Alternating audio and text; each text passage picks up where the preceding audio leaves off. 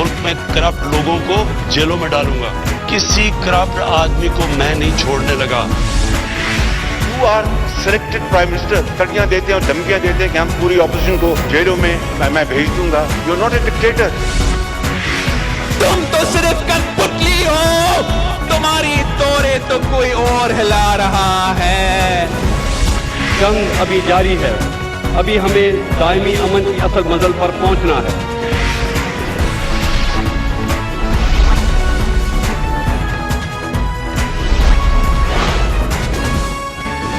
आप देख रहे हैं खबरों, तबसरों और तज्जियात पर मबनी पाकिस्तान का सबसे मोतबर न्यूज शो दुनिया, कामरान खान के साथ।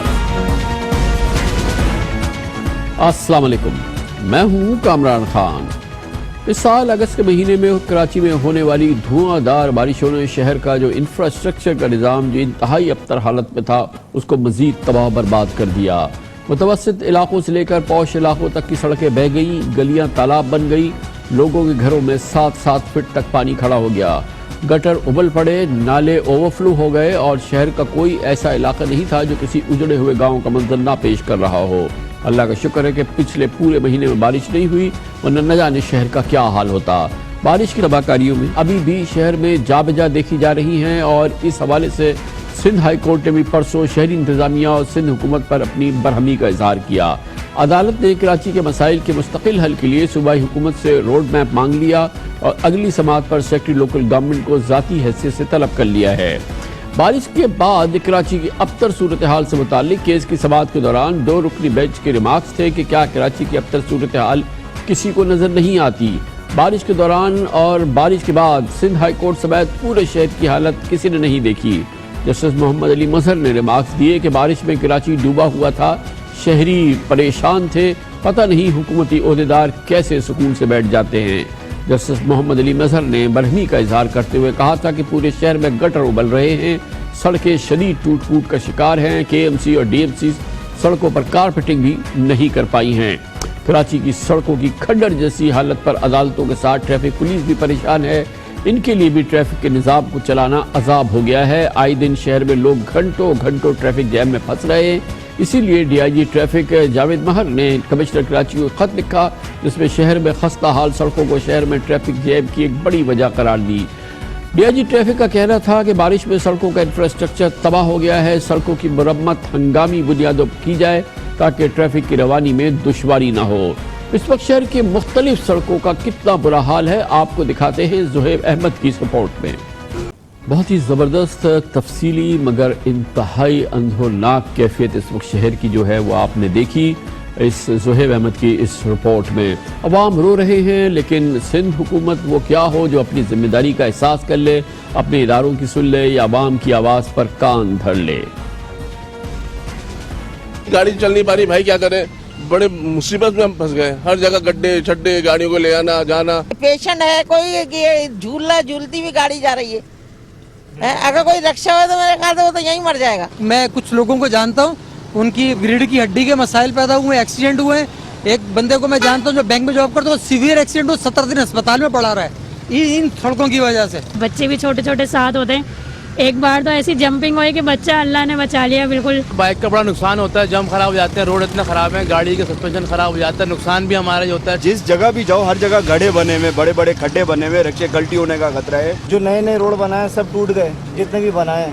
कोई भी जगह जाओ वहाँ ट्रैफिक, इतनी ट्रैफिक जाम, इधर देखो खड्डे, उधर देखो, जहाँ मैं रहता हूँ वहाँ खड्डे, हर इलाके में रोजाना गुजर है हमारा खड्डों में धम धम धम धम। बस आए दिन पंचरें बढ़ रही है, गाड़ी टूट रहे हैं हमारे यहाँ पे, खड्डों में गिर जाते हैं, मोटरसाइकिल अलग खराब होती है, गाड़ियों के लिए मसला होता है। बहुत परेशानी हुई है बारिशों की वजह से हमारे को, हमारी गाड़ियाँ खराब हुई हैं, रास्ते के अंदर हमारे काम खराब हुए हैं।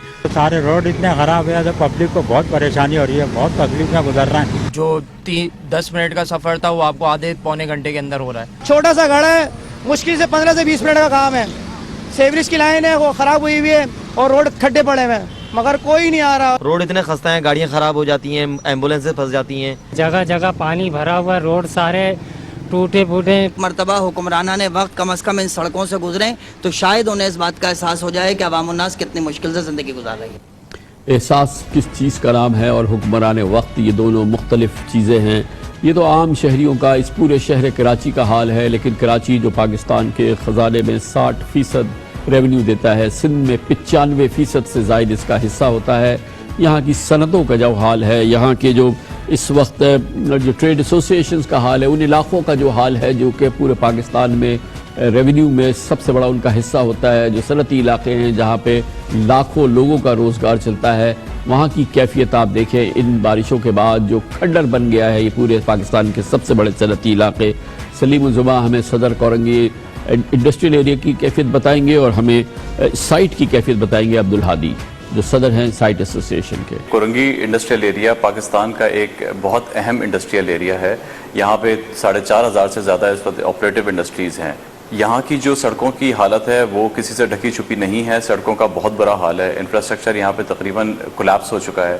ہمارے یہاں جو روڈز ہیں وہ بہت ساری روڈز آلریڈی ڈیمیج ہو چکی ہیں، اور جو روڈز ڈیمیج ہو چکی ہیں اس کے علاوہ یہاں پہ ہمارے پاس جو مین ہمارے انٹری ایگزٹ پوائنٹس ہیں، اس وقت اگر ہم دیکھیں تو کورنگی انڈسٹریل ایریا میں انٹری ایگزٹ کے 4 پوائنٹس ہیں۔ تو جو ہمارا جام صادق برج ہے وہ اس وقت ٹوٹنے کے نزدیک ہے، اگر آج بھی اس پہ کبھی ٹریفک جام ہو جاتا ہے اور برابر والے سائڈ سے کوئی گاڑی گزرتی ہے تو وہ باقاعدہ شیک کر رہا ہوتا ہے برج۔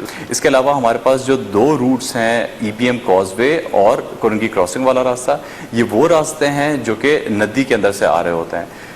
عموماً جب بارشیں ہوتی ہیں، جیسے کہ ابھی حالیہ دنوں کے اندر بارشیں ہوئیں اور بڑی انٹینس بارشیں ہوئیں، تو EBM کاز وے والا راستہ اور جو ہمارا کورنگی کراسنگ والا راستہ ہے یہ دونوں راستے بند ہو جاتے ہیں۔ اس کے بعد ہمارے پاس ایک واحد شاہ فیصل کالونی والا راستہ بچتا ہے، جس کا مطلب یہ کہ اگر ڈیفینس سے کوئی آ رہا ہے تو اس کو تقریباً کوئی 1.5 گھنٹے کی ڈرائیو کر کے شاہ فیصل کالونی سے گھوم کے اس کو آنا پڑے گا۔ دنیا بھر میں آپ دیکھ لیں کہ انڈسٹریل ایریاز کتنے پرائیورٹی ایریاز ہوتے ہیں اور وہاں پہ انٹری ایگزٹ پوائنٹس کتنے اچھے بنائے ہوئے ہوتے ہیں، وہاں کے اندر کی سڑکوں کی کیا حالت ہوتی ہے، جبکہ ہمارے یہاں کی اگر آپ اندر کی سڑکوں کی بھی حالت دیکھ لیں تو اندر کی سڑکیں بھی تقریباً ٹوٹ چکی ہیں، تقریباً کولیپس ہو چکی ہیں۔ پیچھے ہماری ایک روڈ 8000 ہے جس کو ابھی انڈسٹریلسٹ نے اپنی بے تحاشا بے پناہ کاوشوں سے اس کو اسٹیبلش کروایا، پوری روڈ کو ہم نے بنوایا حکومت کے پیچھے لگ کے، اور جب ابھی حالیہ بارشیں ہوئیں تو اس کے بعد وہ پوری روڈ اس پر تقریباً کولیپس کر چکی ہے۔ تو یہ ہمارے انڈسٹریل ایریا کی وہ مین روڈز ہیں۔ ابھی اندر کی گلیوں کی تو میں نے بات ہی نہیں کی۔ جب ان ٹوٹی پھوٹی سڑکوں پہ سے چل کے ہماری لیبر پہنچتی ہے تو آپ اندازہ لگا سکتے ہیں کہ ان سڑکوں پہ آنے کے بعد لیبر کی ایفیشنسی کیا ہوتی ہوگی۔ ان حالات کے اندر ہم یہاں سے جو ہماری ایکسپورٹ اورینٹڈ انڈسٹریز ہیں وہ اپنے فورن بائرس کو لے کے نہیں آ سکتی، وہ فورن بائرس کو آخر لے کے کیسے آئیں؟ یہاں کی جو کنڈیشنز ہیں وہ باقاعدہ لاتے ہوئے شرم آتی ہے کہ ہم اپنے وزٹرز کو، ہم اپنے بائرز کو یہاں پہ لے کے آئیں۔ سائٹ انڈسٹریل ایریا کی یہ پوزیشن ہے کہ یہاں پہ ہماری گاڑیاں چل نہیں سکتی، انفیکٹ اب یہ روڈز جیپیبل بھی نہیں رہے۔ اس میں جو ہماری مین شاہراہیں ہیں جس میں اسٹیٹ ایوینیو آتا ہے، فخر الدین جی ولی کا روڈ آتا ہے اور ہب ریور روڈ آتا ہے، مین فلپس والا روڈ ہے، رشید آباد والا روڈ ہے، یہ سارے 3-4 مین روڈز کے میں نے آپ کو نام بتائے۔ یہ مین روڈز کی اس وقت اتنی خستہ حالت ہے کہ یہاں پہ ڈیلی بیسس پہ ہمارے لوڈڈ وہیکلز الٹ جاتے ہیں اور اس پہ مال جتنا لوڈ ہوا ہوتا ہے وہ گر جاتا ہے۔ انفیکٹ اب تو یہ پوزیشن ہے کہ جو ٹرانسپورٹرز ہیں وہ ہمارے ایکسپورٹ کے کنٹینرز لینے سے انہوں نے انکار کر دیا ہے کہ ہم سائٹ ایریا میں ایکسپورٹ کے کنٹینرز لوڈ نہیں کریں گے، کیونکہ ان کے وہیکلز کا بہت زیادہ لاس ہو جاتا ہے اور وہ وہاں پہ موو نہیں کر پاتے۔ اور اس وقت ہماری یہ پوزیشن ہے کہ ہم اپنی فیکٹریز پہ نہیں جا پاتے، اکثر ہمیں کہیں ہیڈ آفس پہ بیٹھ کے کام کو مینٹین کرنا پڑتا ہے، اور اگر جا بھی سکتے ہیں تو وہ اس کے لیے 4 ویلر چاہیے منیمم، اور کچھ جگہوں پہ تو وہ بھی نہیں ہو سکتا۔ اب یہ حال میں نے آپ کو بتایا مین روڈز کا، اب اس سے آپ اندازہ لگا لیں گے جو اندرونی روڈز ہیں اور جو چھوٹی گلیاں ہیں وہاں پہ سائٹ کا کیا حال ہوگا۔ اور اس وقت ہنگامی صورتحال ہے، اور آپ جب سائٹ آئیں گے تو آپ کو لگے گا ایسے کہ یہاں پہ کسی نے بمباری کی ہوئی ہے، اور وہ موئنجو داڑو سے بھی برا حال آپ کو سائٹ انڈسٹریل ایریا کا نظر آئے گا، جو کہ بہت ہی انفارچونیٹ ہے۔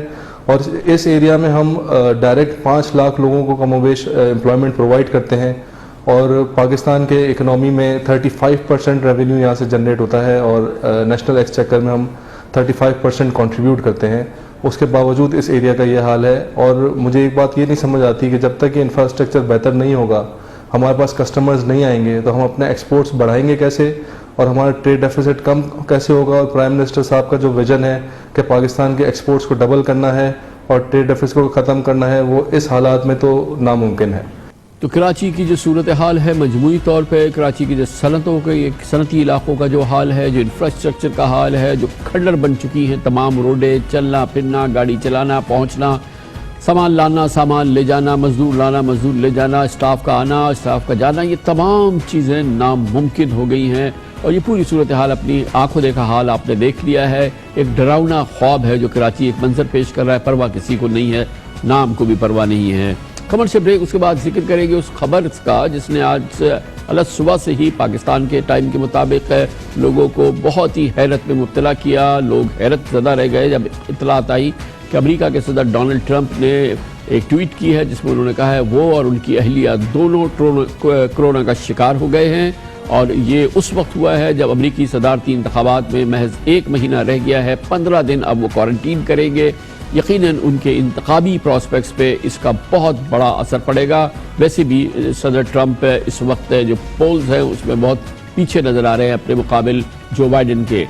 اس کی تفصیل سے بات کرتے ہیں چھوٹے سے وقفے کے بعد. دنیا بھر میں کرونا وائرس نے سب سے زیادہ امریکہ کو متاثر کیا ہے, جہاں اب تک 75 لاکھ کے قریب افراد متاثر ہو چکے ہیں. 2 لاکھ سے زائد اموات ہو چکی ہیں. مگر امریکہ سے اس کرونا وائرس کے حوالے سے سب سے تشویشناک خبر آج صبح آئی جب امریکہ کے صدر ڈونلڈ ٹرمپ نے ایک ٹویٹ کے ذریعے پوری دنیا کو خبر دی کہ ان کو اور ان کی اہلیہ میلانیا ٹرمپ کو کرونا وائرس میں وہ پازیٹیو ہو گئے ہیں, کووڈ پازیٹیو ہو گئے ہیں اور وہ کرونا وائرس کا شکار ہو گئے ہیں. اب وہ 15 دن تک کوارنٹین کریں گے, یعنی کہ تنہائی میں رہیں گے. صدر ٹرمپ کے لیے یہ خبر نہایت ہی غلط وقت پر سامنے آئی ہے کیونکہ 1 ماہ بعد امریکہ میں صدارتی انتخابات ہونے جا رہے ہیں اور انتخابی مہم عروج پر ہے. اس انتخابی مہم کے دوران اس کے عروج کے زمانے میں صدر ٹرمپ کا 15 روز تنہائی میں چلا جانا یقیناً ان کی کیمپین کو ناقابل تلافی نقصان پہنچے گا. اس کے حوالے سے یہ بات بھی سامنے آ رہی ہے کہ پہلے ہی صدر ٹرمپ اس کیمپین میں اپنے مد مقابل جو بائیڈن کے جو ڈیموکریٹک پارٹی کے کینڈیڈیٹ ہیں وہ اس کے پیچھے جا رہے تھے, اور اب 15 دن تک تنہائی اور اس کیمپین میں شریک نہ ہونا یقیناً ناقابل تلافی نقصان پہنچے گا صدر ٹرمپ کے صدارتی انتخابات کے پراسپیکٹس پر. صدر ٹرمپ نے ٹویٹر کے ذریعے آج کرونا وائرس کا ٹیسٹ مثبت آنے کی تصدیق کی. ان کا کہنا تھا کہ انہوں نے اور ان کی اہلیہ نے اب اپنے آپ کو کوارنٹین کیا ہے اور دونوں جلد ہی صحتیاب ہوں گے. دوسری جانب صدر ٹرمپ کی 74 سال کی عمر اور زیادہ وزن کو مد نظر رکھتے ہوئے ڈاکٹرز کی رائے میں ٹرمپ کے لیے کرونا وائرس پیچیدگیاں پیدا کر سکتا ہے. میڈیکل جرنل لینسٹ کے مطابق کرونا سے ہلاک ہونے والے افراد کی شرح 1.4% ہے, لیکن 70 سے زائد سال کی عمر کے لوگوں میں یہ شرح 8.6% ہے. کل امریکی صدر کی اہم مشیر ہوپ ہکس کا کرونا ٹیسٹ پازیٹیو آیا تھا کیونکہ وہ صدر ٹرمپ کے پرسنل سٹاف میں قریب ترین ہوتی ہیں. اس کے فوراً بعد ٹرمپ نے اور ان کی اہلیہ نے خود کو کوارنٹین کر کے ٹیسٹ کروائے تھے, اور کرونا وبا کے آغاز سے صدر ٹرمپ پر یہ اعتراض اٹھ رہا تھا, مسلسل ان پر یہ اعتراض اٹھتا تھا کہ وہ احتیاطی تدابیر کو اہمیت نہیں دیتے, حتیٰ کہ 2 روز قبل صدارتی مباحثے میں بھی اس حوالے سے ان کا انداز غیر سنجیدہ تھا. یہ پریزیڈنشل ڈیبیٹ کے دوران بھی وہ کرونا کے معاملے میں انتہائی غیر سنجیدہ نظر آئے. I have a mask right here. I put a mask on, when I think I need it.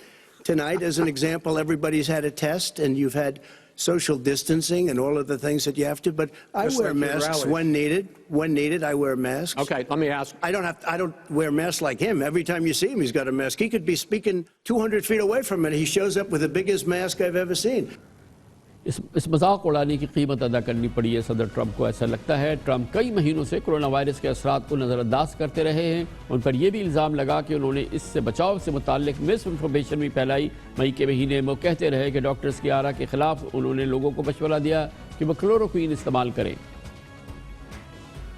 A lot of good things have come out about the hydroxy. A lot of good مگر یہ تمام دعوے اب فیل ہو گئے ہیں. 3 نومبر کو امریکہ میں صدارتی انتخابات ہو رہے ہیں. صدارتی انتخاب کے لیے ریپبلکن پارٹی کے امیدوار صدر ٹرمپ کا براہ راست مقابلہ, جیسے میں نے آپ کو بتایا, ڈیموکریٹک پارٹی سے تعلق رکھنے والے سابق نائب صدر امریکہ جو بائیڈن سے ہے. اس وقت انتخابی مہم اپنے پورے زوروں پر ہے, شباب پر ہے. ایک ایک دن اہم ہے اور بہت معنی رکھتا ہے, اور ایسے میں 2 قیمتی ہفتوں کے لیے صدر ٹرمپ کا تنہائی میں چلے جانا, اس کیمپین میں شریک نہ ہونا, اس کے بہت ہی دور رس اثرات ہوں گے. پورے ماحول پہ بات کرنے کے لیے واشنگٹن جاتے ہیں, جہاں پر امریکہ میں پاکستان کے سینئر ترین صحافی اور تجزیہ کار اور امریکی امور کے ماہر جناب انور اقبال ہمارے ساتھ موجود ہیں. بہت بہت شکریہ انور اقبال صاحب. یہ فرمائیے گا کہ صدر ٹرمپ تنہائی میں چلے گئے ہیں, یقیناً کورونا جب سے آیا ہے دنیا میں اور امریکہ میں، اس کے بعد یہ شاید یہ سب سے بڑی خبر اس سے متعلق ہے.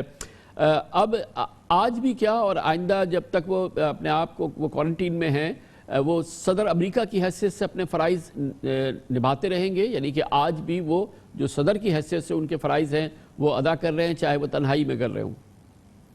کامران، وائٹ ہاؤس نے تو یہی کہا ہے. ان کا ابھی چند منٹ پہلے بھی ایک ان کا بیان آیا ہے آفیشیل باضابطہ لیٹر ہیڈ پر، اور عموماً یہ ہوتا ہے کہ جب اس طرح لیٹر ہیڈ پہ بیان آتا ہے تو لوگ یا میڈیا اس کو اس طرح انٹرپریٹ کرتا ہے کہ وہ عوام میں اعتماد پیدا کرنے کی کوشش کر رہے ہیں، چاہے جیسا وہ کہہ رہے ہیں ایسا ہو یا نہ ہو. لیکن بہرحال وائٹ ہاؤس نے کہا ہے وہ اپنے فرائض انجام دے رہے ہیں اور فرائض انجام دیتے رہیں گے. صبح سے کامران آپ کو میں بتاؤں کہ اس وقت امریکی میڈیا اور کسی چیز پہ گفتگو نہیں کر رہا ہے. ان کے مخالفین بھی، ان کے حامی بھی، فاکس نیوز بھی، CNN بھی، سارے اسی پہ لگے ہوئے ہیں، کیونکہ یہ صدر ٹرمپ نے اپنے رویے سے یہ ثابت کر دیا ہے کہ وہ ان کو سنجیدگی سے لینا امریکی عوام کے لیے اور امریکی لوگوں کے لیے ایک غلطی ہوگی.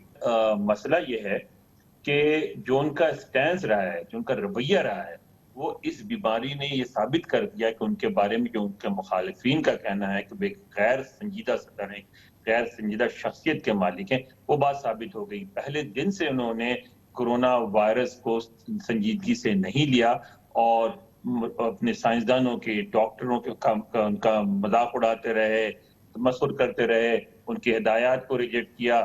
جو CDC ہے یہاں، جو سینٹر فار ڈیزیز کنٹرول ہے، اس کو امریکی چھوٹے چھوٹے معاملے میں عام امریکی بھی بہت سیریسلی لیتا ہے. جب نزلہ کھانسی زکام کی وبا چلتی اس وقت بھی وہ CDC کے بیان پہ ٹرسٹ کرتے ہیں، اس کو فالو کرتے ہیں، اس کے مطابق علاج کرتے ہیں. صدر ٹرمپ نے اس کا بھی مذاق اڑایا، ان کو بھی ڈیفائی کیا.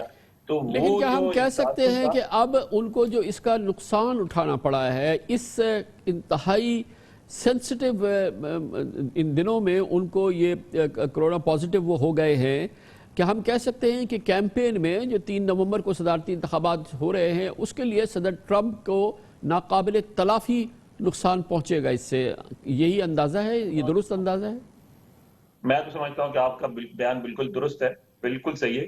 بالکل ان کو یعنی اس کے اب بھی آپ یہ نہیں کہہ سکتے کہ وہ الیکشن ہار جائیں گے، جیت جائیں گے، لیکن نقصان پہنچے گا اور بہت بڑا نقصان پہنچے گا. شاید یہ ناقابل تلافی ہو، کیونکہ یہ بات ثابت ہو گئی. ابھی جب آپ نے دیکھا تو ڈیبیٹ کے دوران بھی انہوں نے بار بار یہ کہا، جب ان سے پوچھا گیا تو انہوں نے کہا کہ ان کو جب بائیڈن نے پوائنٹ آؤٹ کیا، بلکہ سوال کرنے والے نے کہا تھا کہ آپ کے جلسوں میں تو لوگ آتے ہیں، تو انہوں نے کہا آتے ہیں تو کون سے بیمار پڑتے ہیں؟ کوئی بھی بیمار نہیں پڑتا. انہوں نے کہا نہیں، رپورٹس آئی ہیں کہ لوگ بیمار پڑتے ہیں. انہوں نے کہا نہیں ایسا تو بیمار پڑی. تو یہ جو آئندہ 15 دن تھے جس میں کہ اب وہ تنہائی میں چلے گئے، وہ تو پیکڈ ہوں گے نا ان کے کیمپین کے لحاظ سے. ہر روز ان کی الیکشن کیمپین کے لیے مصروفیات ہوں گی جو کہ تمام جو ہیں ڈاؤن ہو گئی. بالکل ہوگی. اور پھر ڈیبیٹ کا کیا ہوگا؟ اگلی ڈیبیٹ اس میں کیا کریں گے؟ اس کے علاوہ اور بھی چیزیں ہیں. ان کی جو پارٹی میٹنگز ہیں، جو یہاں آپ کو پتا ہے بہت زیادہ انڈور میٹنگز اور سلسلہ سارا ہو رہا ہوتا ہے، وہ تو ساری روک دی گئی ہیں. وہ کوئی بھی فیس ٹو فیس کوئی میٹنگ نہیں کر سکتے، صرف ورچوئل میٹنگز کر سکتے ہیں. وہ بھی جتنا کر سکیں گے کریں گے. اس میں بھی ان کی عمر زیادہ ہے، صحت بہت اچھی نہیں رہتی، تو دیکھنا یہ پڑے گا کہ ان کو اس طرح ایکسپوز کرنا ورچوئل میٹنگ کے لیے بھی، وہ بھی کیا ان کی صحت کے لیے مناسب ہوگا. بہت بہت شکریہ انور اقبال ہمارے ساتھ واشنگٹن سے موجود تھے. کمرشل بریک اس دوران نیوز ہیڈ لائن دیکھیں، جس کے بعد ہم اپنے پروگرام کے باقی حصے کے ساتھ واپس آتے ہیں. آپ دیکھ رہے ہیں خبروں، تبصروں اور تجزیات پر مبنی پاکستان کا سب سے معتبر نیوز شو دنیا، کامران خان کے ساتھ. سابق وزیر اعظم نواز شریف نہ صرف یہ کہ سیاست میں واپس آ چکے ہیں، یہ کہنا غلط نہ ہوگا، سیاسی منظر نامے پہ چھا چکے ہیں. پچھلے 10 روز سے سیاسی خبروں کا محور جناب نواز شریف ہے، اور اس کے ساتھ ہی یہ بھی ذکر ہو رہا ہے کہ ان کا 40 سالہ سیاسی کیریئر اب کس موڑ پر آ رہا ہے. اس میں کوئی شک نہیں کہ ایک اور موقع ہے کہ ہم ان کے 40 سالہ سیاسی کیریئر کا جائزہ لیں اور دیکھیں کہ کیسے اس 40 سالہ سیاسی کیریئر کے دوران اکثر اور کئی مقامات پر کئی ریاستی اداروں سے ان گنت ٹکراؤ کا مجموعہ ہمیں اس کیریئر کا ایک خاصا نظر آتا ہے. کہا جاتا ہے کہ نواز شریف نے فوج کی پشپناہی اور عدالتی سیڑھیاں چڑھ کر اقتدار سنبھالا تو کبھی ملٹری لیڈرشپ اور عدالتی محاذ آرائی نواز شریف کی سیاست کی تنزلی کا ٹرننگ پوائنٹس بنی. نواز شریف 3 بار اور مجموعی طور پر تقریباً 9 سال وزیر اعظم رہے. اپنی منفرد طبیعت کی وجہ سے نواز شریف 3 بار اقتدار کی چاشنی سے لطف اندوز تو ہوئے تو انہوں نے اس کے ساتھ ہی جیل کی تلخیاں بھی برداشت کی. عجب مد و جزر ہے نواز شریف کی سیاسی زندگی کا.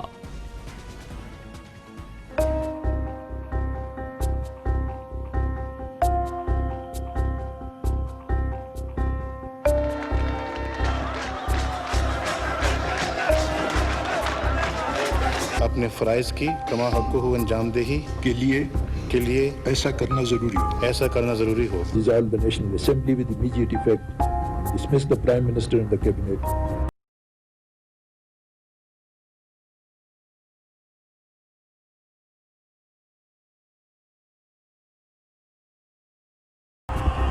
ساری کامیابی سے ہم کنار کرایا ہے. پاکستان کی تاریخ میں اس کی کوئی مثال نہیں. دل سے حلف اٹھاتا ہوں, پھر کے دل سے حلف اٹھاتا ہوں. The armed forces have moved in.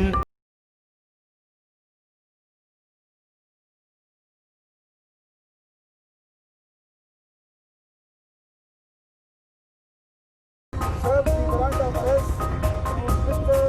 Mia Mohammad Nawaz Sharif.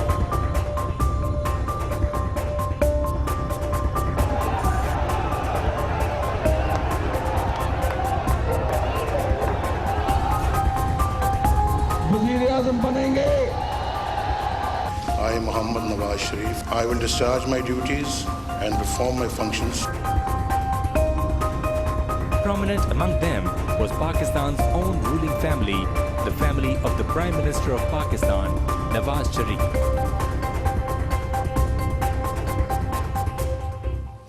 گو کہ جناب نواز شریف 9 سال کل ملا کے اقتدار میں رہے, لیکن جنرل ایوب خان سے لے کر جنرل قمر جاوید باجوہ تک پاک فوج کے 14 سربراہان میں سے 5 آرمی چیفز کا تقرر جناب نواز شریف نے کیا, جن میں general Asif Nawaz Janjua, general Abdul Waheed Kakar, general Pervez Musharraf, general Raheel Sharif اور جنرل قمر جاوید باجوہ شامل ہیں. کل ملا کے 10 آرمی چیفز ہیں جنہوں نے جناب نواز شریف کے ساتھ کام کیا.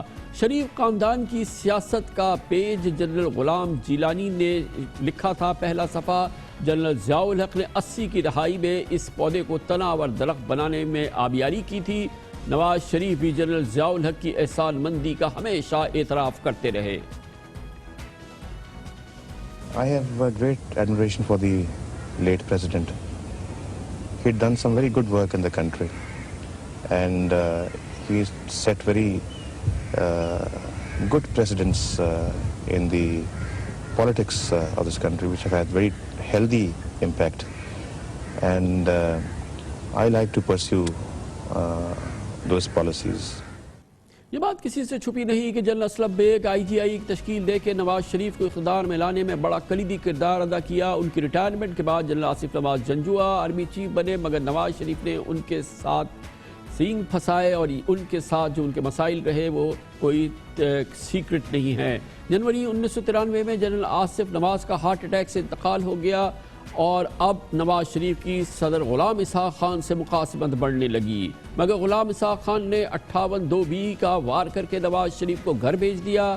سپریم کورٹ سے نواز شریف کے حق میں فیصلہ آیا تو صدارتی کیمپ اور وزیر اعظم ہاؤس کے تعلقات انتہائی کشیدہ ہو گئے اور اس وقت کے army chief general Abdul Waheed Kakar نے مصالحتی کردار ادا کیا, مگر نواز شریف سے کہا کہ گو کہ وہ ڈکٹیشن لینے کے عادی نہیں, مگر آئینی بحران پیدا ہو گیا ہے, اس لیے آپ کو جانا پڑے گا, اور انہیں جانا پڑا. آئینی طریقہ کار کے تحت چیئرمین سینٹ وسیم سجاد قائم مقام صدر بنے اور معین قریشی کی نگرانی میں نئے الیکشن ہو گئے. How can a president in a parliamentary democracy conspire against an elected government and conspire against an elected prime minister?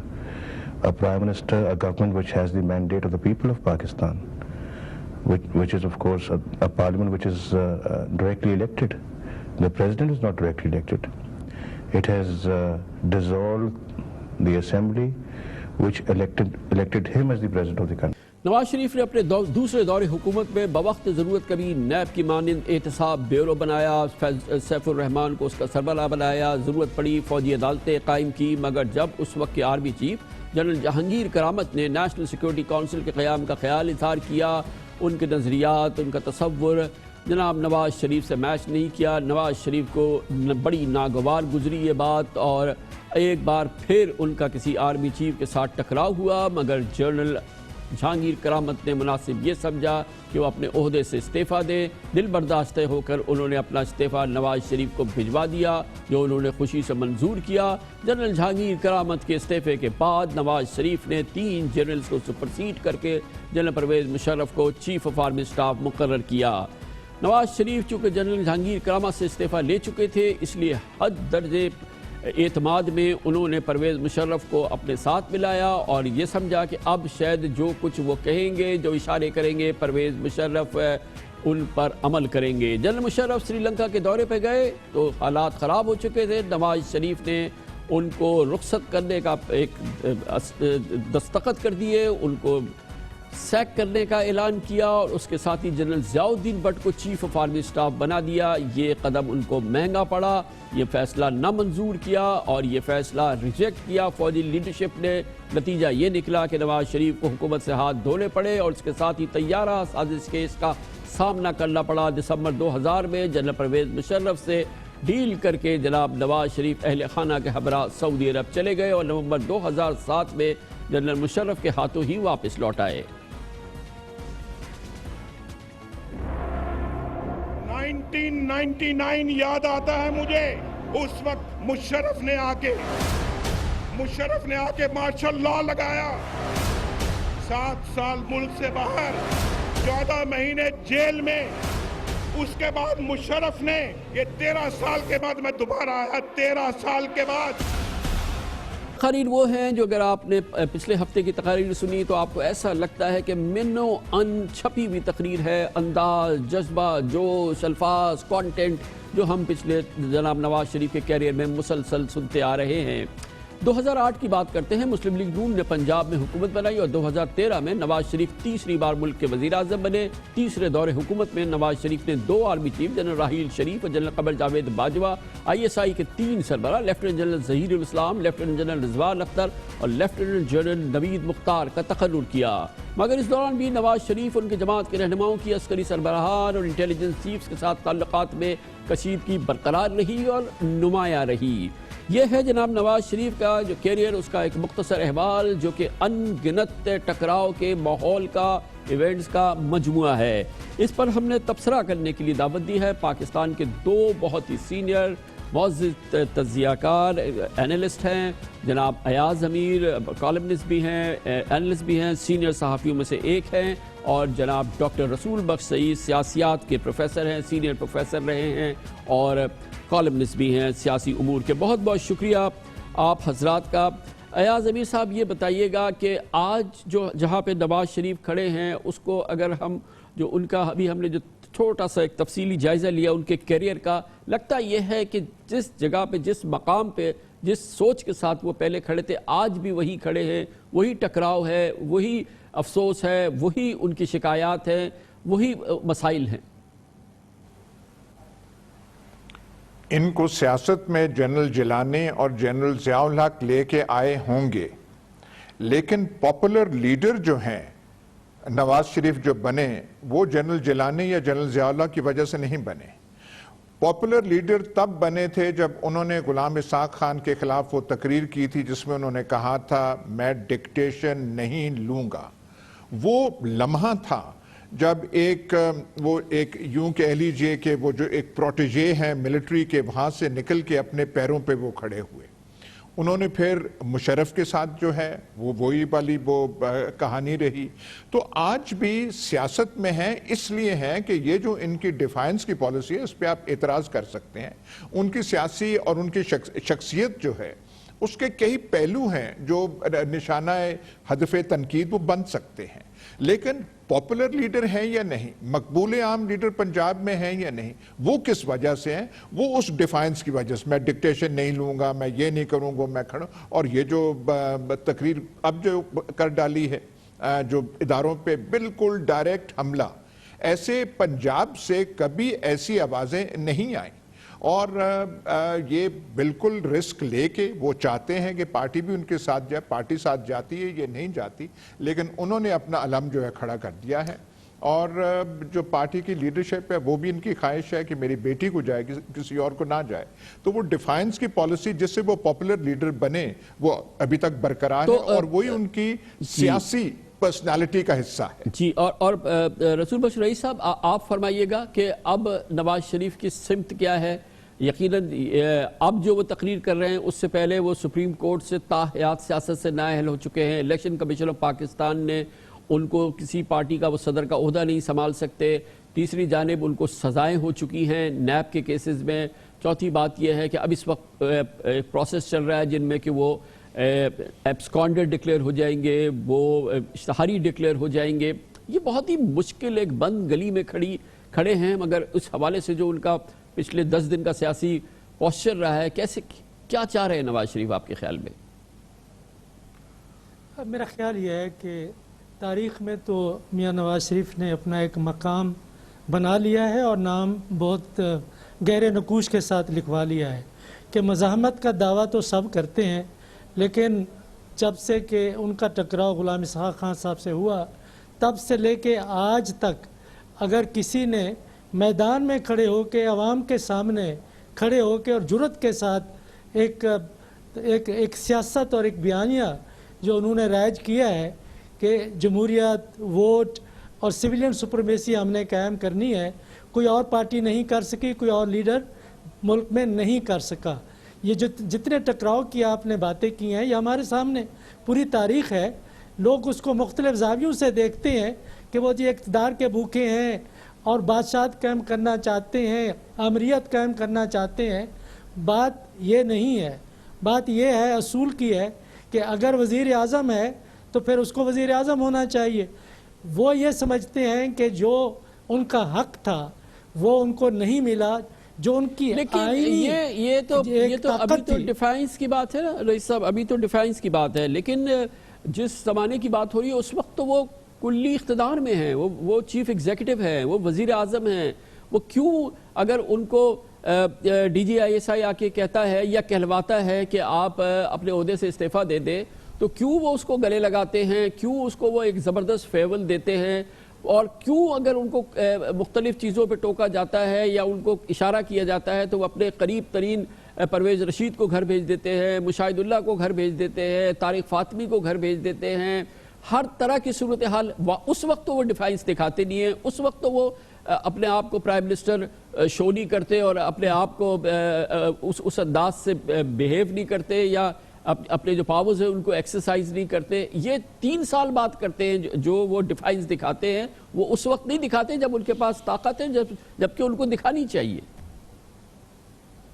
دیکھیں یہ بالکل جائز بات ہے, اور جس طرح عمران خان نے کہا اور دنیا میں دیگر جو رہنما ہیں انہوں نے بھی ایسا کیا کہ اگر ان کے خلاف کہیں سے کوئی ایسی آواز اٹھ رہی ہے کہ ان کے ماتحت ان کو کہتے ہیں کہ آپ استعفیٰ دیں, وہ چپ کر کے بیٹھ جاتے ہیں, تو ایسا جمہوری حکومت میں بالکل نہیں ہوتا.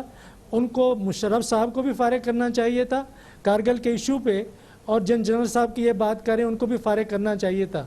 یہ باتیں علیحدہ اپنی جگہ پہ ہیں کہ ان کی کوشش یہی تھی کہ مفاہمت رہے اور آگے کام چلتا رہے. لیکن ایاز امیر صاحب یہ بتائیے گا کہ کیا اس کو ہم مفاہمت کہیں گے کہ پل میں تمہیں ماشا, کل آصف زرداری ڈاکو, کل اس نے ہماری پیٹھ پر چھرا گھوپا, یہ اس نے دولت ملک کی لوٹ کے لے گیا, میں ان کو واپس لاؤں گا, اور اچانک آپ کہنے لگے کہ اس سے زیادہ میرے دل میں کسی کا احترام نہیں ہے, میں بے پناہ احترام ہوں. کیا یہی اصولوں کی سیاست ہے, یہی پرنسپل ہیں جن کو ہم نواز شریف کے ساتھ جوڑیں ایاز امیر صاحب؟ دیکھیں ہر انسان کی شخصیت کے کئی زاویے اور پہلو ہوتے ہیں, وہ مونولیتھک کوئی انسان نہیں ہوتے کہ ایک ہی وہ پیس آف وڈ سے وہ بنے ہوں. یہ جو آپ کی بات ہے بالکل درست ہے, اور جیسے ڈاکٹر صاحب نے کہا کارگل کے مسئلے پہ اگر آڑے ہاتھوں لینا تھا جنرل مشرف کو تب لینا چاہیے تھا. یہ ان کی ہسٹورک ایک غلطی تھی. ایک ان کا پرابلم یہ رہا دوران اقتدار, یہ ہمیشہ ان کا ایک پرابلم رہا کہ جیسے وہ پنجاب پولیس کو دیکھتے تھے کہ جس طریقے سے ماتحت پنجاب پولیس ہے, فوج بھی ایسے ہونی چاہیے. اب پاکستان آرمی کا ایک اپنا وہ ہے, ایک اپنا تشخص ہے, اپنی ایک اس کا حیت ہے, وہ ایسے ہو نہیں سکتا. وہی ان کے پرابلمز بنتے رہے. لیکن اقتدار سے معزولی کے بعد تینوں ادوار میں انہوں نے وہ جو ہے زبان اور لہجہ اور وہ بات سخت کی, اور یہ تو بالکل نیا ہے. اس طریقے سے جس طریقے سے ملٹری انٹرفیرنس کی اب وہ بات کر رہے ہیں, اس انداز سے انہوں نے پہلے کبھی نہیں کی.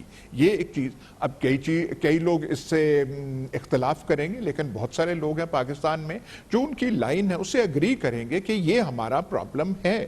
اس پرابلم پہ وہ اس پہ انہوں نے جو انگلی اس بار رکھی ہے, اسی سے یہ اتنی وہ ایک بونچال کی کیفیت ملکی سیاست میں ایک تقریر کی وجہ سے.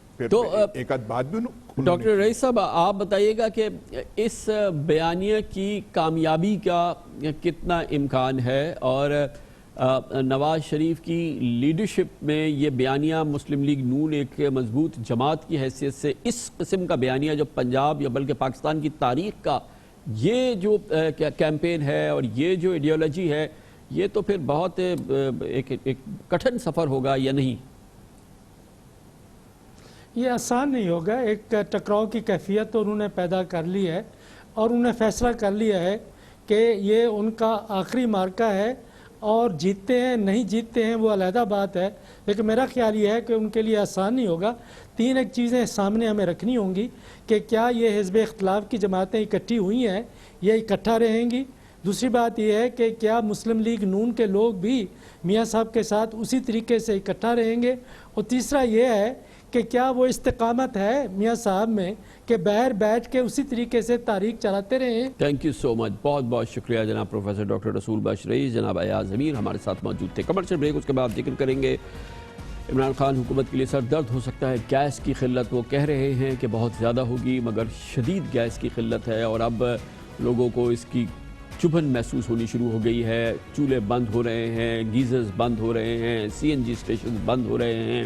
حکومت نے اس سلسلے میں کتنی مؤثر پلاننگ کی تھی اور کتنی وہ اس کرائسس سے نمٹنے کے لیے تیار ہے, اس کی بات کرتے ہیں چھوٹے سے وقفے کے بعد.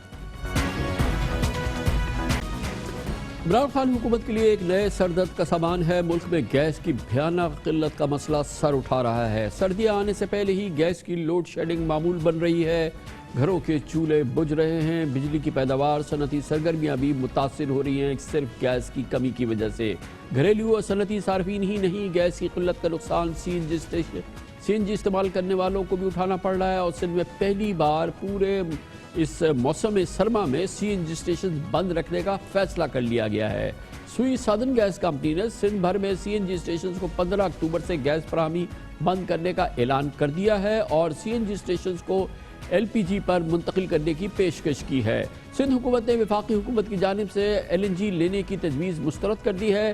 سندھ حکومت کا دعویٰ ہے کہ سندھ پاکستان کی مجموعی گیس کا 68% حصہ پیدا کرتا ہے. آئین کی شق 158 کے تحت صوبائی وسائل پر پہلا حق اس صوبے کا ہے جہاں پیداوار ہو رہی ہے. 3 ہفتے قبل اسی پس منظر میں وزیر اعظم عمران خان نے بنا لگی لپٹی یہ بات عوام کے ساتھ شیئر کی تھی کہ اس سردیوں میں گیس کا مسئلہ ہوگا, اگلی سردیوں میں صورتحال خطرناک ہو جائے گی. عمران خان قوم کو بتا چکے ہیں چند روز قبل. گیس کا جو سچویشن ہے, یہ جو میں نے دیکھی ہے, میں اس لیے الارمڈ ہوں کیونکہ مجھے نظر آ رہا ہے اس سردیاں میں ہمیں پرابلم آنا ہے, لیکن اگلی سردیاں اس سے بہت بڑا پرابلم آنے والا ہے. اور جو ہم اب زیادہ تر امپورٹڈ گیس کے اوپر ریلائی کر رہے ہیں اس میں, اور ڈومیسٹک گیس میں, وہ جو آپ نے دکھایا بھی تھا چارٹ میں, اتنا بڑا گلف ہے کہ ہم اگر گیس جس قیمت کے اوپر بیچتے ہیں لوگوں کو, ہم افورڈ ہی نہیں کر سکتے. دراصل گیس کی مقامی پیداوار اور ملک کی جو ہماری ضرورت ہے یہ بالکل ناکافی ہے.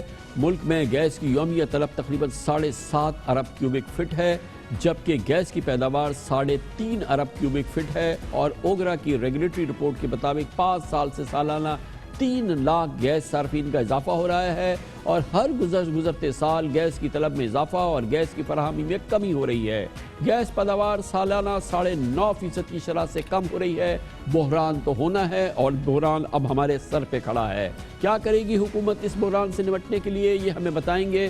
ہمیں جوائن کر رہے ہیں جناب ندیم بابر، وزیر اعظم کے معاون خصوصی برائے پیٹرولیم۔ بہت بہت شکریہ ندیم بابر صاحب۔ یہ بتائیے گا کہ 2.5 سال ہو گئے آپ کی حکومت کو، گیس کم ہوگی، گیس اس سال ڈیمانڈ زیادہ ہوگی، گیس کی پیداوار ہماری کم ہے، بڑا مسئلہ ہوگا، تو کیا مینجمنٹ تھی آپ کی پچھلے 2.5 سال کے دوران؟ آپ کو اچھی طرح سے پتا تھا، لیکن اس کے باوجود ابھی سے گیس کا بدترین بحران شروع ہو چکا ہے اور نہ جانے یہ کتنے مہینے اور اگلے سال تک جاری رہے گا۔ نہیں دیکھیں، اس کو آپ جب تک سارے کانٹیکسٹ کو نہ سمجھیں اس کو فیلئر کہنا جائز نہیں ہوگا۔ میں نے پہلے بھی یہ عرض کیا ہے کہ پچھلی حکومت کے 5 سالوں کے دوران انہوں نے ایکسپلوریشن اور پروڈکشن کا ایک بھی نیا بلاک ٹینڈر نہیں کیا۔ اب جو سمجھنے کی ضرورت ہے کہ ہماری جو کرنٹ پروڈکشن ہے نا گیس کی، وہ تقریباً 5 سے 7% نیٹ ہر سال ڈکلائن ہو رہی ہے۔ جتنی بھی ہم نے 26 نئی فائنڈز پچھلے 2 سال میں کی ہیں، لیکن ہر ایک کی بہت چھوٹی مقدار ہے اور وہ نیٹ کرنے کے بعد بھی 5 سے 7% ہماری ڈکلائن ہے۔ صرف پچھلے سال کے مقابلے میں 160 ملین کیوبک فیٹ گیس کم ہے لوکل جو پروڈیوس ہو رہی ہے۔ دوسری طرف جو ہماری ڈیمانڈ ہے وہ تقریباً 8% ہر سال بڑھ رہی ہے۔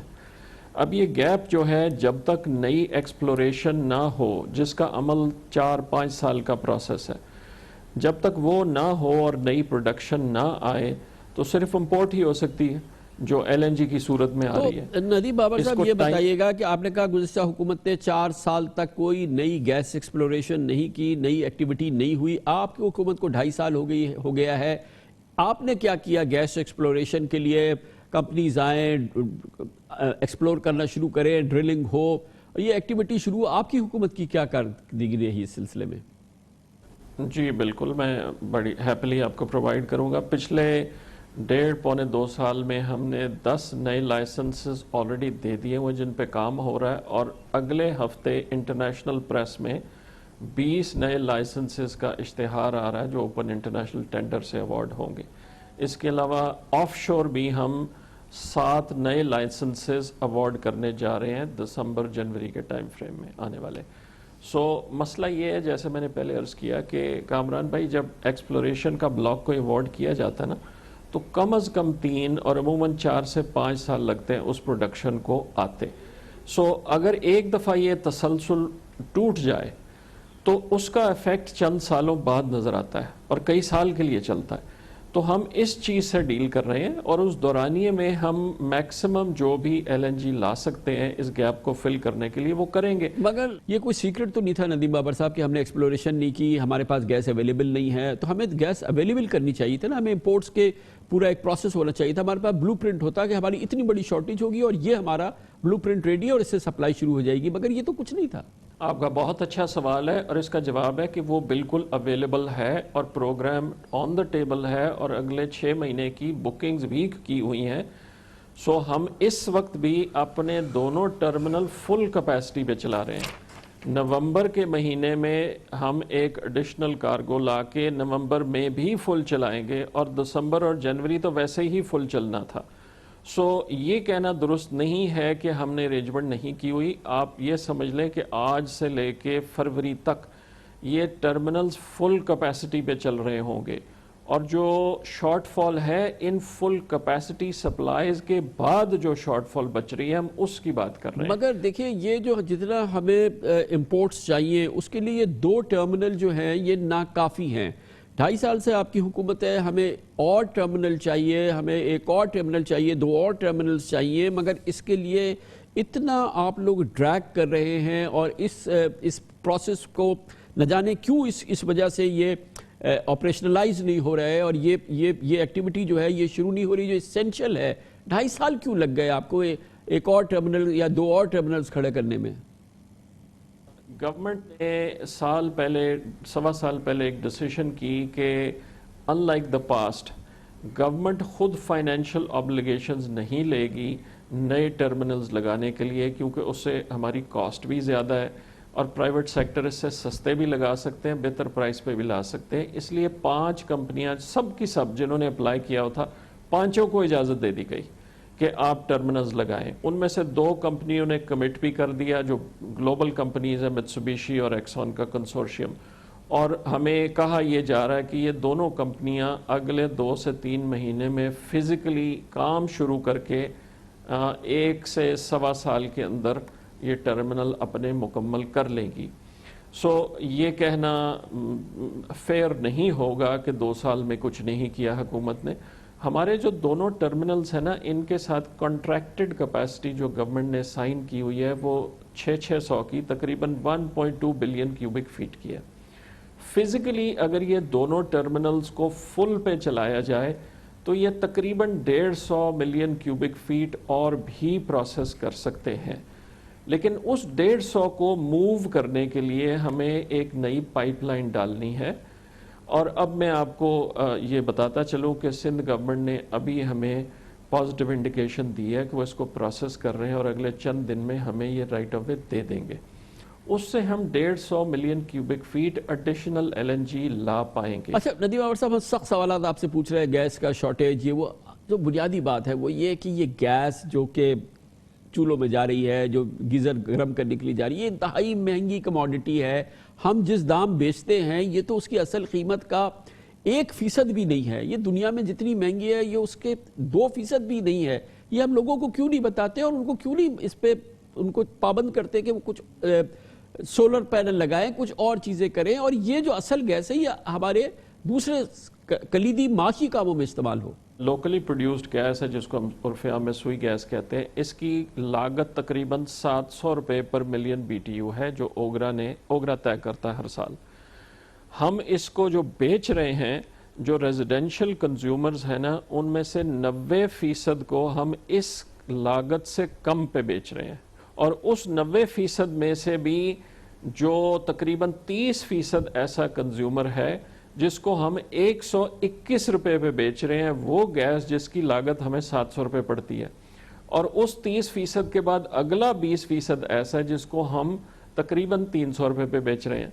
आपकी बात बिल्कुल 100% दुरुस्त है कि हम एक स्केर्स कमोडिटी जिसकी लागत हमें 700 है, हम ऑन द एवरेज उसको डीप डिस्काउंट पे, बहुत कम कीमत पे बेच रहे हैं, जिसकी वजह से हमें अपनी इंडस्ट्री को हायर कीमत पे बेचना पड़ता है कुछ क्रॉस सब्सिडी क्रिएट करने के लिए।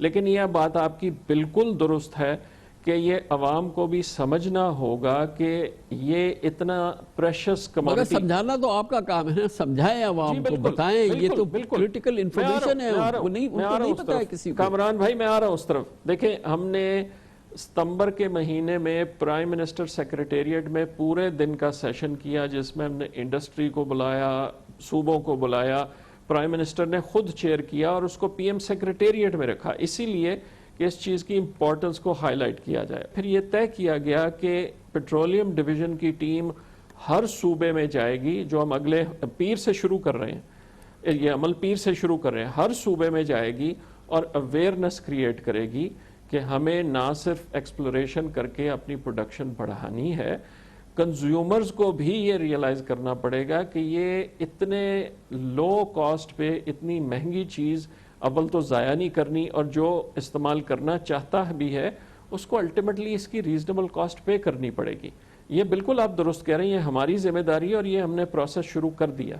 बहुत बहुत शुक्रिया जनाब नदीम बाबर हमारे साथ मौजूद है। गैस का सरदर्द, गैस की कमी का सरदर्द तैयार हो रहा है इमरान खान हुकूमत के लिए। कमर्शियल ब्रेक, उसके बाद जिक्र करेंगे एक और वो जिन जो बोतल में कैसे बंद हो, वो स्मगलिंग का जिन है, पाकिस्तान की मईशत को एक नासूर की तरह से चाट रहा है। क्या किया जा रहा है, FBR इस सिलसिले में क्या कर रही है, ये मौजूदा हुकूमत क्या कर रही है, ये जानेंगे एक छोटे से वक्त के बाद। पाकिस्तानी मईशत को जो नासूर घुन की तरह से चाट रहे हैं, उनमें स्मगलिंग का नासूर एक बहुत बड़ा नासूर है। स्मगलिंग के जिन को बोतल में बंद करने की हुकूमती कामयाबी हो, ये एक बहुत बड़ा ख्वाब है जो अभी पूरा नहीं हो रहा। नतीजतन वही स्मगलिंग, वही अंडर डिवाइसिंग के धंधे जारी हैं। अफगानिस्तान ईरान बॉर्डर हमेशा से स्मगलर्स की जन्नत हैं, خاص طور پہ افغانستان سے افغان ٹرانزٹ ٹریڈ اور افغان بارڈر سے جو اسمگلنگ ہوتی ہے، یہ ایک پاکستان کے لیے بہت بڑا مسئلہ ہے۔ وفاقی حکومت نے اسمگلنگ کی روک تھام کے لیے پاک افغان سرحد پر 12 اور پاک ایران سرحد پر 6 بارڈر مارکیٹس کے قیام کا فیصلہ کیا ہے۔ وزیر اعظم عمران خان نے پائلٹ پروجیکٹ کے طور پر بلوچستان میں 2 اور کے پی میں 1 بارڈر مارکیٹ کے قیام کی منظوری بھی دے دی ہے اور کہا ہے کہ اسے فروری تک مکمل کر کے فعال کر دیا جائے۔ اسمگلنگ پاکستان کو تباہ کر رہی ہے، ہماری انڈسٹری نہیں ڈیولپ ہوتی اسمگلنگ کی وجہ سے۔ انڈسٹری اگر نہیں ڈیولپ ہوگی ہم روزگاری ان لوگوں کو دے سکیں گے، اپنے نوجوان آبادی کو، اور دوسری چیز ہم ایکسپورٹ نہیں کر سکیں گے۔ اگر ایکسپورٹ نہیں کر سکیں گے پاکستان کبھی بھی یہ قرضوں کی دلدل سے نہیں نکل سکتا، تو اس کے لیے ہمیں اسمگلنگ تو روکنی ہے۔ لیکن وہ لوگ جو وہاں پہلے تو بارڈر تھا ہی نہیں، ان کے لیے بارڈر مارکیٹس کھولنی شروع کرنے لگے ہیں۔ پوری ہماری تیاری ہو رہی ہے کہ بارڈر مارکیٹس کھلیں۔ کراچی چیمبر آف کامرس کی ایک ریسرچ رپورٹ کے مطابق پاکستان میں 2,25,000 ٹن چائے کی پتی کی کھپت ہے، جبکہ پاکستان میں 1,10,000 ٹن چائے کی باقاعدہ امپورٹ کی جاتی ہے، یعنی پاکستانی آدھی سے زیادہ چائے جو پیتے ہیں وہ اسمگلنگ سے آتی ہے اور جو افغانستان کے راستے عموماً پاکستان میں داخل ہوتی ہے۔ پاکستان میں پان، چھالیاں، خشک میوہ جات، کاجو بادام، کھوپرا، گرم مسالے، لونگ، الائچی، کالی مرچ، اس کی سالانہ کھپت اربوں روپے میں ہے اور یہ تمام اشیاء 80% سے زائد کھیپ اور اسمگلنگ کے ذریعے پاکستان میں داخل ہوتی ہیں۔ ٹائر انڈسٹری ملک کا صرف 18% یہاں سے پورا ہوتا ہے، 24% ٹائر جو ہے وہ باقاعدہ امپورٹ ہوتے ہیں، 58% ٹائر اسمگل ہو کر پاکستان میں آتے ہیں۔ ہم اپنی ضرورت کے تقریباً 18% آٹو پارٹس خود بناتے ہیں، 16% ریگولر امپورٹ ہوتی ہے اور تقریباً 57% پارٹس اسمگلنگ کے ذریعے پاکستان پہنچتے ہیں۔ یہ پوری صورتحال، اسمگلنگ کا ناسور، اس سے کیسے چھٹکارا حاصل کیا جائے گا، اس سلسلے میں حکومت کیا کر رہی ہے، یہ ہمیں بتائیں گے، ایف بی آر کی کاوشوں سے آگاہ کریں گے۔ ہمارے ساتھ موجود ہیں سینئر آفیشل ہیں ایف بی آر کے، اب ممبر کسٹمز ہیں، جناب طارق خدا ہمارے ساتھ موجود ہیں۔ بہت بہت شکریہ طارق خدا صاحب، آپ نے ہمیں جوائن کیا ہے۔ آپ بتائیں نا کہ جو ایف بی آر کا آپ لوگوں کا کیا ایسٹیمیٹ ہے، پاکستان کو اسمگلنگ سے کتنا نقصان ہوتا ہے، اسمگلنگ کا کیا امپیکٹ ہے پاکستان کی اکانومی پہ؟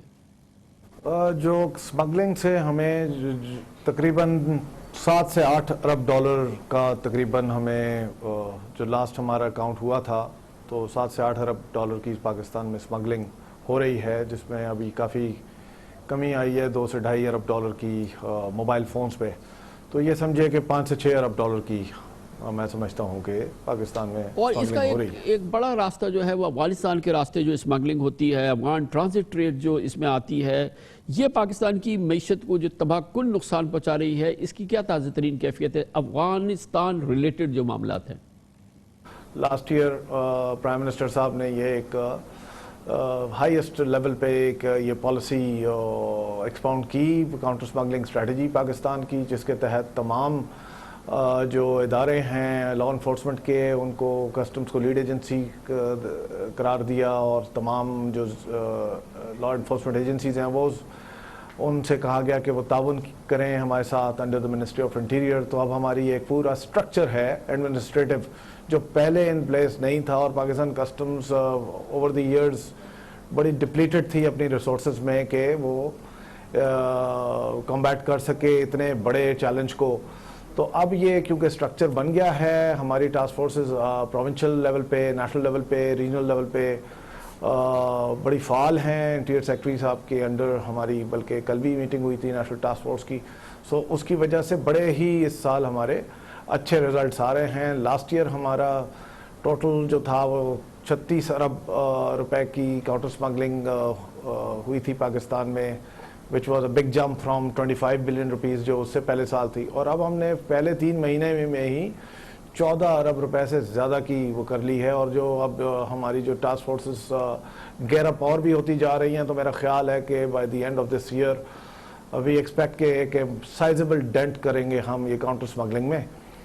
اس کے ساتھ ساتھ اس سال ہمیں پارلیمنٹ نے بھی ہمیں بہت اچھی پاورز دی ہیں، جس کے تحت اسمگلنگ کی ڈیفینیشن کو بڑا ایکسپینڈ کیا، اویئرنگ، ٹرانسپورٹنگ، ہاربرنگ، یہ ساری چیزیں بھی اب اسمگلنگ کے زمرے میں آ گئی ہیں۔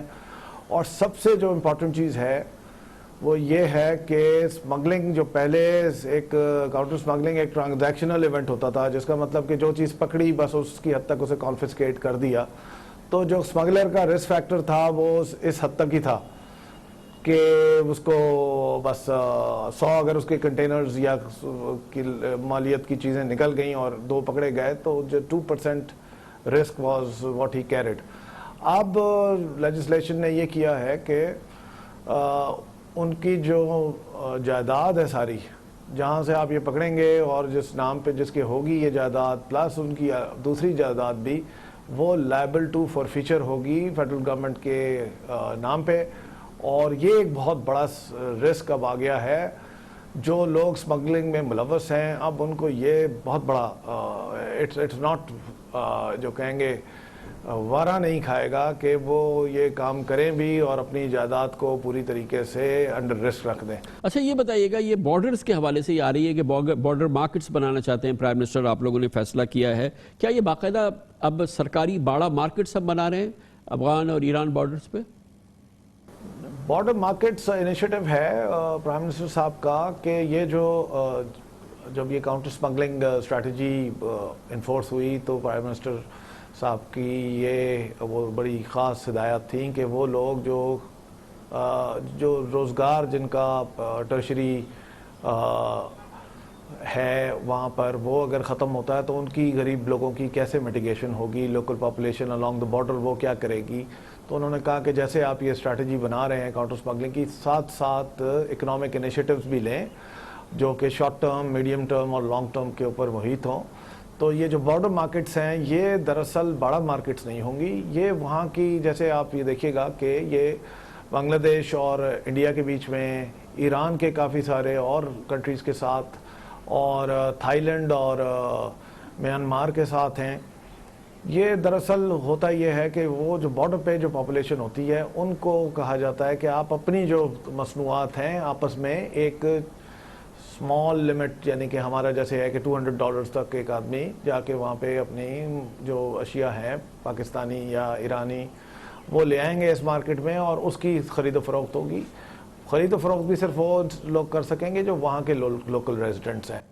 ابھی 18 مارکٹس کا وہ ہمیں دیا گیا ہے جس میں سے 3 مارکٹس ابھی سٹارٹ کر رہے ہیں اور 15 بادینی اینڈ گبد اور تربت 3 مارکٹس ہیں. اور اس کے بعد پھر افغان بارڈر کے اوپر بھی ہم اسی طریقے سے لے کے آئیں گے.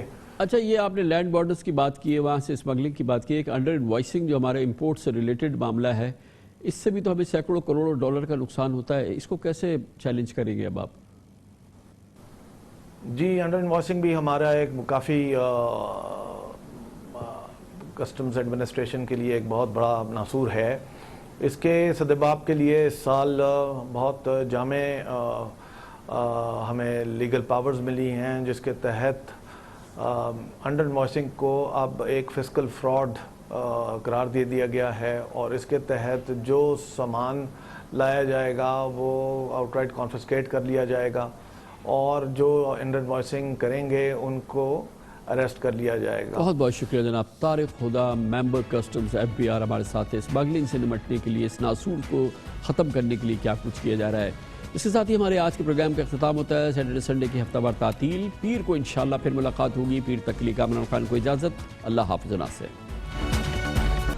Hi, it's Sayyeda Shanaz here. Thank you for watching Dunya News. For more videos and updates, don't forget to click the subscribe button. Keep watching Dunya News.